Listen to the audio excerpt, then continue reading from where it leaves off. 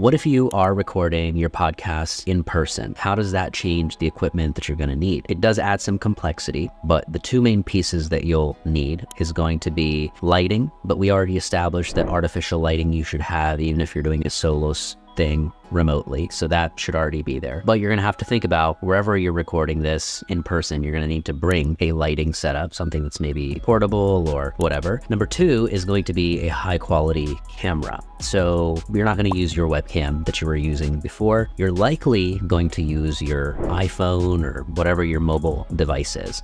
That typically, if you have the storage available, has the highest quality that you can record without having to make another purchase. Because if you get into buying a new, DSLR camera, like I have when I'm recording on a Sony a7R III, I have a separate Sigma 15mm lens that I put on it, and you have to learn how to use the settings. There's a big learning curve that some of my clients have went this route and got it, and it took so many episodes where we messed up the video because there's nobody there to help and actually helping record it. It's like they're remembering what you told them, and when it comes down to it, you feel too frazzled, and it's just more complicated to offload and do all that versus record it onto your phone, share it through AirDrop or upload it to Google Drive or Dropbox, and you should be pretty good to go. You could also record in 4K with an iPhone if you wanted. It's also the type of thing where if you've got multiple iPhones or an older one laying around, you could have multiple camera angles that way as well. It's a little bit more efficient to do that. Battery life is also something you have to think about with digital cameras. So after 30 minutes,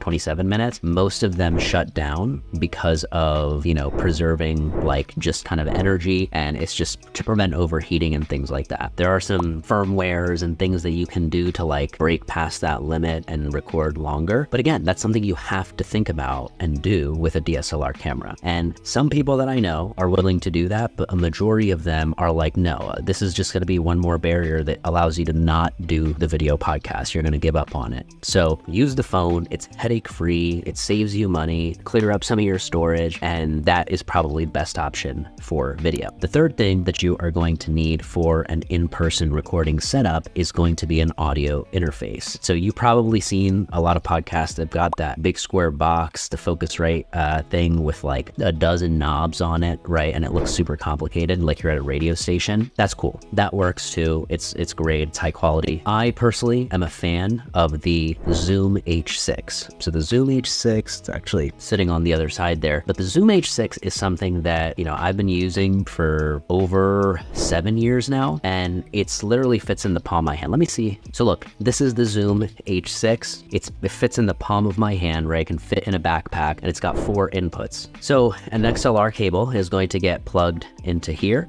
and then one for your guest or co-host, and then you can have up to 2 more if you really want it. You've got the gain control, right, for the microphone on each of these, and it's fairly straightforward for you to turn on, hit record. You get to monitor your audio levels and see, how they look and if it's balanced from the start. And then typically, this has an SD card, right, that you would pull out and you can upload it onto your computer, or you can do it through USB. There's right here that you would upload onto your computer. Now, they have new versions of this, right? This was bought 7 years ago. They're updating their models and stuff, but essentially you want something that can record at least 2 inputs. I like to have 4 just because in case you ever have a third person on the show, if you're getting this thing, it's just nice to be able to have that option. So this is typically when I bought this, it was about $350, right? But again, I've had it for over 7 years now, and it works like brand new. I still use it to this day, and I don't even use it for just when I'm traveling and stuff like that. I might use it when I don't feel like recording into the computer, and you just want to record directly into something headache-free, stop-start, new recordings, real quick and easy. This is a brilliant option for that. So if you're like me, you like to have something that kind of fits in the pocket, fits in your backpack, but still performs really, really, really well, then this is going to be your choice. If you want to go with the mixers and things like that, that it looks a little bit more complicated or professional, whatever you want to call it, that works too. And I will link that in the description below.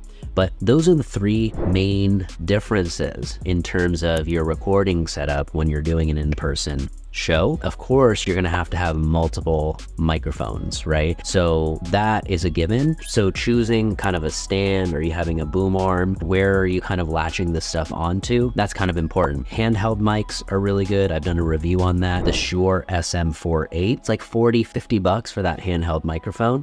But you can plug it right into here. Everybody's kind of holding onto their own mic, no need for a stand. Feels kind of a little bit more, it can feel conversational. Some people that I've talked to, client consults, they've said like it makes them feel like they're singing in church and things like that. So they're like, oh, I don't like it. It gives me a karaoke vibe. Okay, cool. I know comedians who love holding onto that microphone because it gives them the feel of like being on stage and talking on a mic. You know what I mean? So it just depends what your style and preference is. But the mic is already a given. You're going to need multiple of those that has an XLR input, right? So the end of it can go into this instead of just a USB input, which goes into your computer. So that's the main difference. Lighting, a nice camera, something to record with if you're doing video, and then an audio interface that captures all of your audio so that in post-production, you or your editor can sync it up and capture the best of the best. There are other tiny complexities based on your studio and things that you might have, but really with most people, it comes down to these three.